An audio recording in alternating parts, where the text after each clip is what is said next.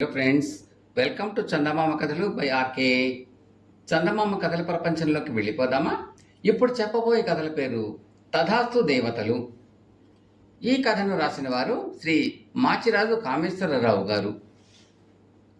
గోపవరం అనే గ్రామంలో నరసింహం అనే చిన్న రైతు ఉండేవాడు. ఆయన భార్య పేరు భానుమతి. నరసింహం నోరెత్తితే తిట్లు వచ్చేవి. పెళ్ళైన కొత్తలో భానుమతి భర్త తిట్లకు బెదిరిపోయేది. ఒకసారి జ్వరం కూడా తెచ్చుకుంది. ఒక ఏడాది గడిచాక ఆమె భర్తను అంతగా తిట్టవదని బతిమాలింది. నరసింహం కళ్ళెర చేసి, నీను పడా, మళ్ళీ మరోసారి ఇలా అడిగావో తాట ఉలుస్తాను అన్నాడు. తిట్టిన తిట్టు తిట్టకుండా తిట్టడంలో నరసింహం ఘనతను ఊరంతా కథలు కథలుగా చెప్పుకునేవాళ్ళు. ఒక సంవత్సరం నవరాత్రి ఉత్సవాలలో ఊరి మధ్య గల దుర్గగుడి ముందు హరికథా కాలక్షేపం ఏర్పాటయింది. ఆ రాత్రి భోజనం వేళప్పుడు నరసింహం తన భార్యతో, వచ్చే జిడ్మహం, త్వరగా వడ్డిస్తే వెళ్ళి కథాకాలక్షేపం చేసి వద్దాం అన్నాడు. భానుమతి గబగబా భర్తకు వడ్డించింది. నరసింహం భోజనం చేసి ముందు గదిలో ఉన్న మంచం మీద కూర్చుని, త్వరగా తెములు, అవతల కథ మొదలవుతుంది, బద్దకప్పీనుగా అని కేక పెట్టాడు. భానుమతి త్వరగా అన్నం తిని వంటిల్లు సర్దుకోసాగింది. దుర్గగుడి దగ్గర జనం చేసే కోలాహలం ఆగిపోయి హరిదాసు గారి పంచుగంట వినిపించసాగింది. నోరు ఉన్నది కమ్మగా తినడానికి, తీయగా మాట్లాడడానికి, అంతేగాని కఠోరంగా తిట్టుకోవటానికి కాదు. తిట్టే ముందు మంచి చెడు చూసుకోవాలి. తథాస్తు దేవతలు ఉంటారు. వాళ్ళు తథాస్తు అంటే మనం తిట్టే తిట్టు నిజంగా జరిగిపోతుంది. అందువల్ల సాధ్యమైనంత వరకు మంచే మాట్లాడాలి అన్నాడు. నరసింహానికి హరిదాసు మాటలు వినిపించాయి. అతడు మంచం మీద నుంచి లేచి వచ్చి, ఇంకా వంటగదిలోనే అఘోరిస్తున్నావా మొద్దు అంటూ భార్యను కసిరాడు. ఇదిగో మొహం గడుకుని వచ్చేస్తాను అంటూ భానుమతి బావి దగ్గర నుంచి జవాబిచ్చింది. నీ మొహం మండ, ఎప్పుడు ఆలస్యమే అన్నాడు నరసింహం. అంతే, మరుక్షణమే పెరట్లో నుంచి గొల్లుమంటూ చోకాలు ప్రారంభించింది భానుమతి. మొహం మండిపోతున్నది. బాబోయ్, భరించరాని మంటలు, దేవుడోయ్ అంటూ ఆమె మొహం మీద నీళ్లు జల్లుకుంటూ కేకలు పెట్టసాగింది. భానుమతికి మొహం మంట ఎంతకు తగ్గకపోయేసరికి నరసింహం ఆమెను వెంట పెట్టుకుని దగ్గరలో ఉన్న వైద్యుడి ఇంటికి వెళ్ళాడు. ఆయన భోజనం చేస్తున్నారు, ఇప్పుడే వస్తారు, కూర్చోండి అన్నది వైద్యుడి భార్య. భార్యాభర్తలు ఇద్దరు అరుగు మీద కూర్చున్నారు. భానుమతి మొహం మంట ఇంకా భరించలేకపోతున్నది. 10-15 నిమిషాలు గడిచినా వైద్యుడు బయటికి రాలేదు. ఇది చూసి నరసింహం మండిపడుతూ తన భార్యతో, వీడు వైద్యుడా బకాసురుడా, ఎంతసేపు తింటాడు, త్వరగా బయటికి వచ్చి పొలపడ్డేం అన్నాడు. అంతే, ఆ మరుక్షణం వైద్యుడు గబగబా బయటికి వచ్చి అరుగు పక్కన కూలబడి మూలకు సాగాడు. వైద్యుడి భార్య తన భర్తకి ఏమైందో అని శోకాలు ఆరంభించింది. నరసింహం తన భార్యను తీసుకుని మరొక వైద్యుడి ఇంటికి వెళ్ళాడు. ఆ వైద్యుడు భానుమతి మొహంలోకి చూసి నరసింహంతో, ఒక 25 రూపాయలు ఇవ్వు అన్నాడు. నరసింహం తెల్లబోయి, ముందు రోగిని పరీక్షించండి అన్నాడు. వైద్యుడు మౌనంగా అక్కడ గోడకు వేలాడుతున్న ఒక చెక్క బల్లకేసి వేలు చూపి, అవతల ఏదో ముఖ్యమైన పని ఉన్నవాడిలాగా తిన్నగా ఇంట్లోకి వెళ్ళిపోయాడు. ఆ చెక్క బల్ల మీద ఇలా రాసి ఉన్నది, రోగిని చూస్తే 25 రూపాయలు, పరీక్ష చేస్తే 50, చికిత్సకు 100. నరసింహం జేబులోంచి 25 రూపాయలు తీసి ఇస్తూ, వీడమ్మ కడుపు కాల, వైద్యం వ్యాపారం చేసేశాడు అంటూ కోపంతో పళ్ళు కోరుకున్నాడు. అంతలో వైద్యుడు వచ్చి 25 రూపాయలు తీసుకుని భానుమతిని పరీక్షించబోతూ ఉండగా లోపల నుంచి ఆయన తల్లి, ఒరే బాబు, త్వరగా రారా, నా కడుపు పెనంలాగా కాలిపోతోంది అంటూ కేకలు పెట్టింది. ఆ కేక వింటూనే వైద్యుడు లోపలికి పరిగెత్తాడు. నరసింహం ఒక 15 గంటల సేపు చూసి భార్యతో, వీడు వైద్యుడో వ్యాపారం నాకు తెలియట్లేదు, మరొక చోటు వెళ్దాం పదా అంటూ జేబులో మిగిలిన 40 రూపాయలను బయటికి తీసి చూసుకుని అక్కడ నుంచి బయలుదేరాడు. నరసింహానికి అతడి స్నేహితుడు శేషాచలం ఎదురుపడ్డాడు. వైద్యానికి మరికొంత డబ్బు అవసరం అవుతుందేమో అనుకుంటూ నరసింహం తన స్నేహితుడిని ఆపి, నీ దగ్గర ఏమన్నా డబ్బుంటే ఇవ్వు, తెల్లవారగానే తెచ్చిస్తాను అన్నాడు. శేషాచలం బాధపడుతున్న వాడిలాగా మొహం పెట్టి, చాలా అవసరమై అడిగి ఉంటావు, కానీ సమయానికి నా దగ్గర దమ్మిడి కూడా లేదు అని ముందుకు సాగాడు. డబ్బు ఉండి మనకు లేదంటున్నాడు, దొంగ వెధవ అన్నాడు నరసింహం భార్యతో. ఆ మరుక్షణం శేషాచలం వెనుదిరిగి వచ్చి నరసింహం మెడపట్టుకుని, నీ దగ్గర ఉన్న డబ్బంతా ఇచ్చేయి, అలా చేయకపోయావో నీ ప్రాణాలకి నొప్పు అన్నాడు గట్టిగా పళ్ళు కొరుకుతూ. నరసింహం వణికిపోతూ తన దగ్గర ఉన్న డబ్బును శేషాచలానికి ఇచ్చివేశాడు. భానుమతి ఇదేమీ పట్టించుకోకుండా, నా మొహం మండిపోతుంది బాబోయ్ అంటూ ఏడవసాగింది. ఆసరికే బాగా విసిగిపోయి ఉన్న నరసింహం భార్య భుజం గట్టిగా పట్టుకుని మరొక దిక్కుమాలిన వైద్యుడు ఎవడైనా దొరుకుతాడేమో అనే నిన్ను తీసుకుపోతున్నాను, ఊరికి అరవకి రాక్షసి అన్నాడు. ఆ వెంటనే భానుమతి రాక్షసిగా మారిపోయింది. నరసింహం కెవ్వుమంటూ అరిచి పరిగెత్తసాగాడు. రాక్షసు రూపంలో ఉన్న భానుమతి అతడి వెంటపడి తరమసాగింది.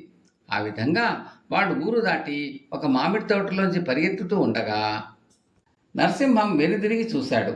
అతడికి భార్య కనిపించలేదు. ఇద్దరు దేవతలు అతడికేసి వస్తూ కనబడ్డారు.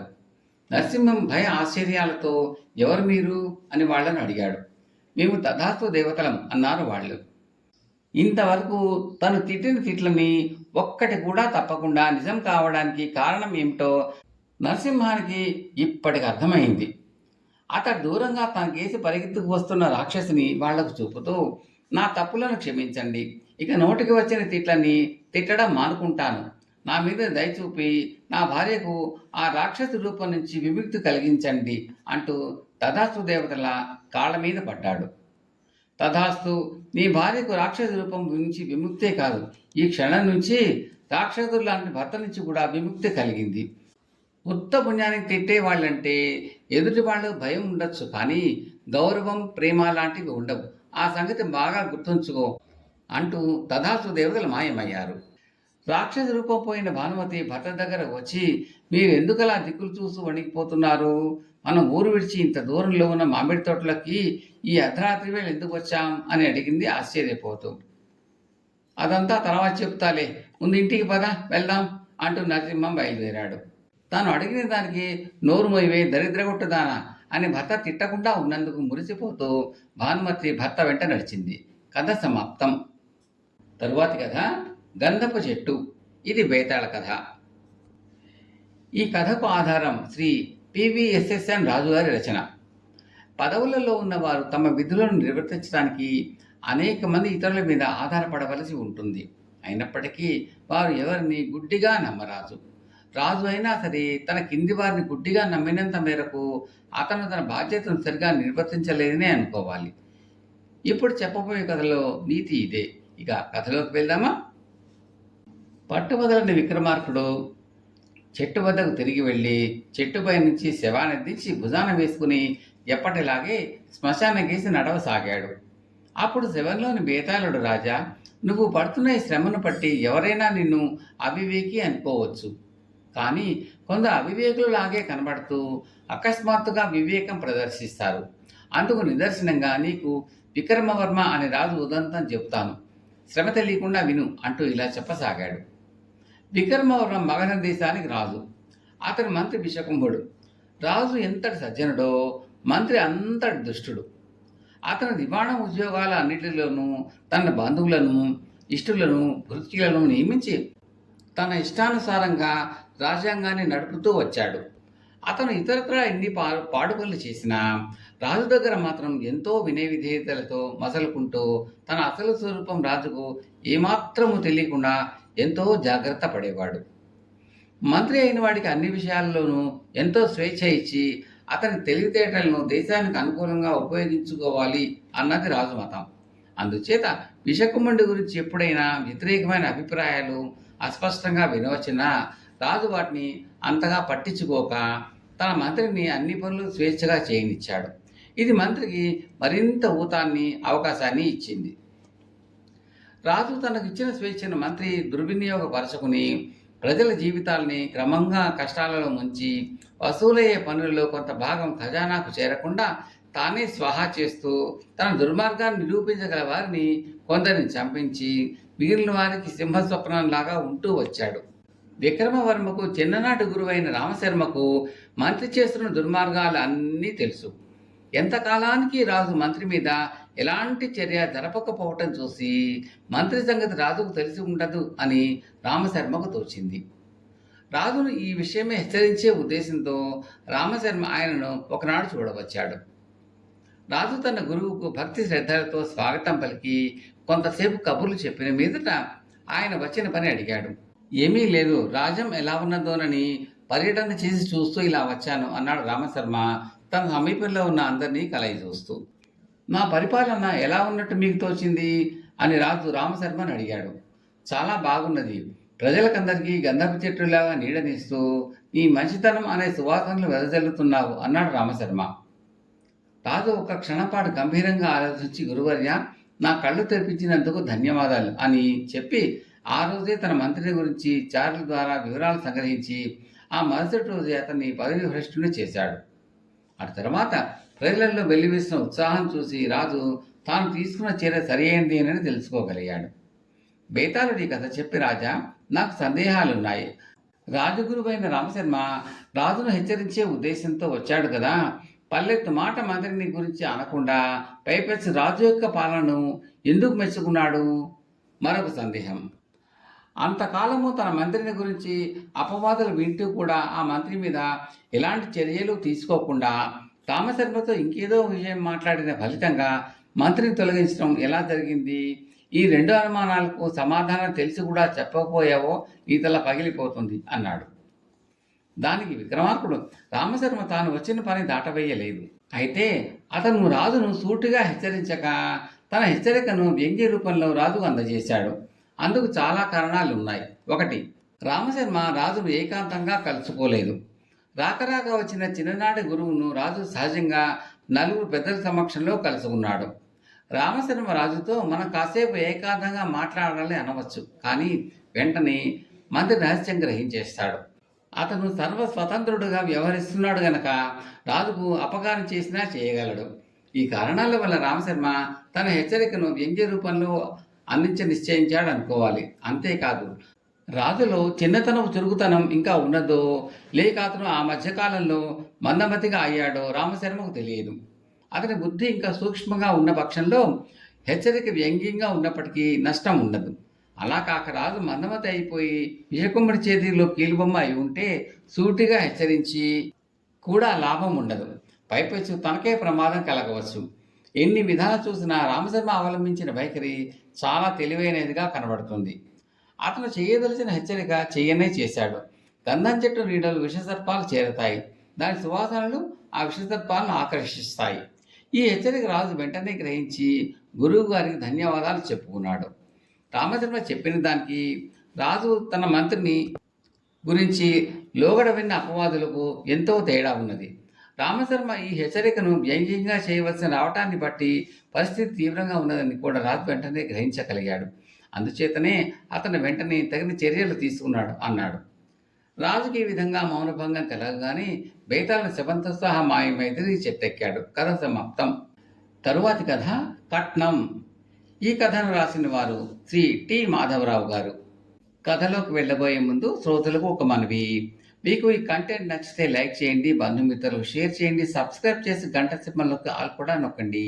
ఇలా చేయడం వల్ల నేను పెట్టబోయే తదుపరి వీడియోలన్నీ కూడా మీరు చూస్తే ఆనందించవచ్చు. చాలామంది చూస్తున్నారు కానీ లైక్ చేయడము, కామెంట్లు పెట్టడం చేయటం లేదండి. దయచేసి అవి చేయండి. అది మాకు ఎంతో ప్రోత్సాహాన్ని ఇస్తుందండి. Thank you very much. ఇక కథలోకి వెళ్దామా? కట్నం. పూర్వం కాంచీపురంలో విశ్వగుప్తుడు అనే వైద్యుడికి గుణవతి అనే భార్య, 4 కొడుకులు ఉండేవారు. ఒకప్పుడు వారి వంశం చాలా సుసంపన్నమైనది. కానీ రాను రాను వారి సంపద అంతా హరించిపోయింది. అందుచేత విశ్వగుప్తుడి కుమారులు అందరిలాగే స్వార్జితం మీద బతకవలసిన స్థితిలో ఉన్నారు.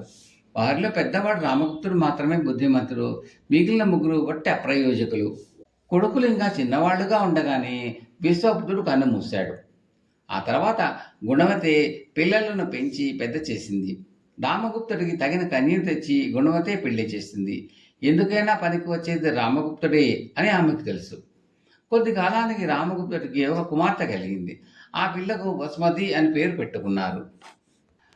వసుమతి చిన్నపిల్లగా ఉండగానే గుణవతికి పెద్ద జబ్బు చేసింది.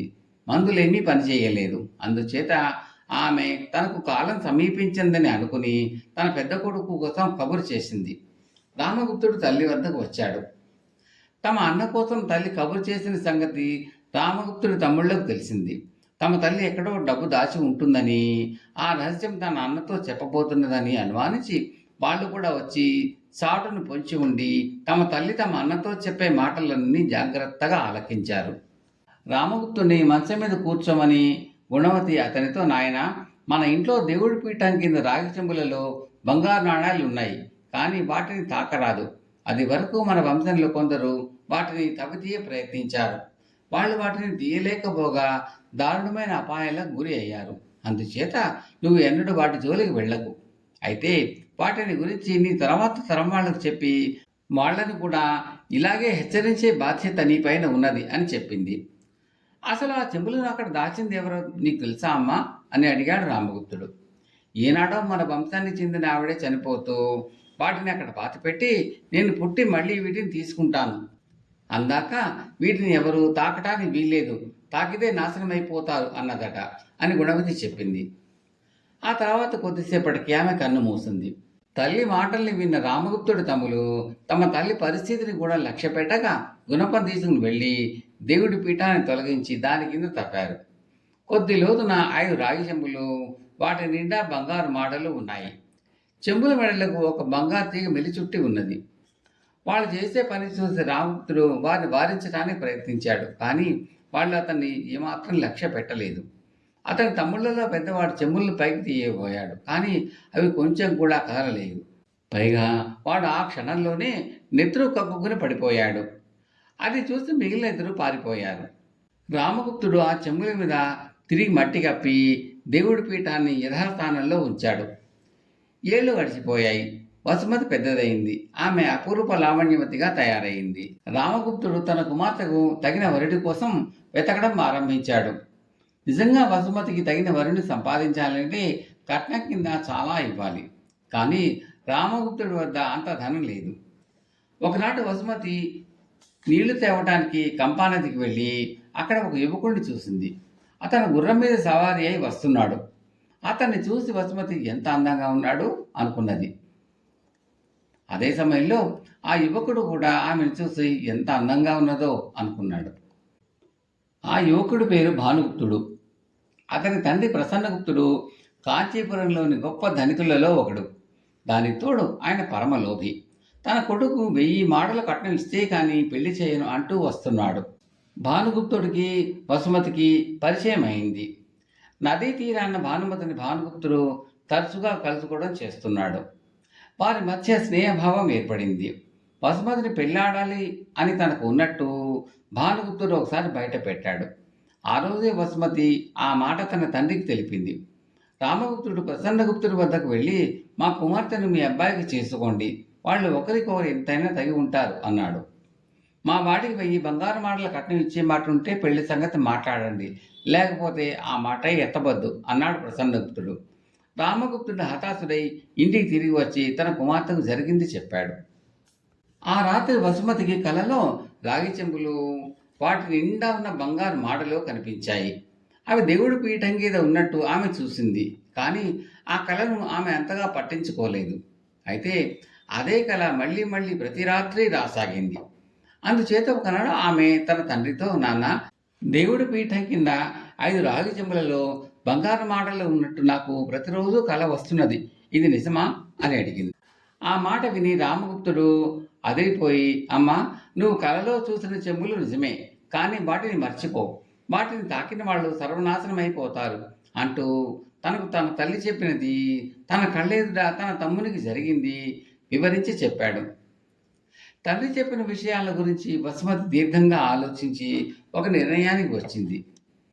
తాను భానుగుప్తుడిని పెళ్లాడలేకపోతే తన జీవితమే కాక భానుగుప్తుడి జీవితం కూడా భ్రష్టమవుతుందని ఆమెకు తోచింది. అంతకంటే ఆ రాగి చెంబులలో ఉండే బంగారు మాటల కోసం ప్రయత్నించి తాను ఒక్కతే శీఘ్రంగా దుర్మరణం పాలవడం మేలు. ఇలా అనుకుని వసుమతి తన తండ్రి ఎంత లబలబలాడుతున్నా ఆగక గుణపం తీసుకుని దేవుడి పీఠం కింద తవ్వి దాని కింద ఉన్న రాగి చెంబులను అవలీలగా పైకి తీసింది. రామగుప్తుడు నిర్ఘాంతపోయాడు. ఒక్కొక్క చెంబులోనూ 500 మాడలు ఉన్నాయి. మొత్తం 2,500 మాడలు. అవి వసుమతి సొమ్మే అయి ఉండాలి. రామగుప్తుడు తన కుమార్తెకు భానుగుప్తుడితో పెళ్లి నిశ్చయించడమే కాక కట్నం కింద 1000 మాడలు ఇచ్చి మహావైభవంగా పెళ్లి చేశాడు. కథ సమాప్తం.